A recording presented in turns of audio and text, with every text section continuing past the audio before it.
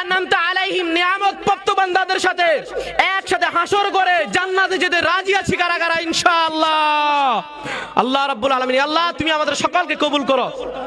শুকরিয়া জানাই আল্লাহ, শুকরিয়া জানাই তোমায়, অসহায় বান্দা মোরা বেঁচে আছি তোমার দয়া করে না।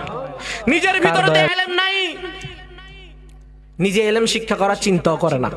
নিজের কথা বাদ দিলাম, নিজের ঘরের ভিতরে যেগুলো আছে এগুলারও এলেম শিক্ষা করানোর জন্য মন মানসিকতা থাকে না। এমন ব্যক্তিদেরকে কিয়ামতের ময়দানে দলিনের সাথে হাসর করা হবে। বুঝছেন? বলেন আলহামদুলিল্লাহ, ঠিক না? আলহামদুলিল্লাহ না নাকি নাউজুবিল্লাহ? নাউজুবিল্লাহ। আমাদেরকে যদি দলিনের সাথে কিয়ামতের ময়দানে উঠায়, তাহলে আমাদের কি হাসর কি জান্নাতে হবে বিনা হিসেবে না জাহান্নামে? জাহান্নামে। আমরা কারা কারা একসাথে দলিনের সাথে জাহান্নামে যেতে রাজি আছি?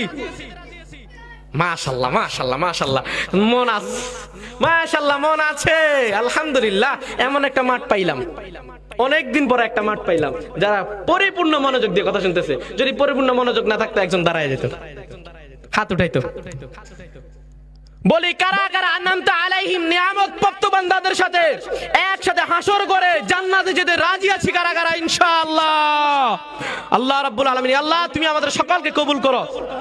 শুকরিয়া জানাই আল্লাহ, শুকরিয়া জানাই তোমায়, অসহায় বান্দা মোরা বেঁচে আছি তোমার দয়ায়।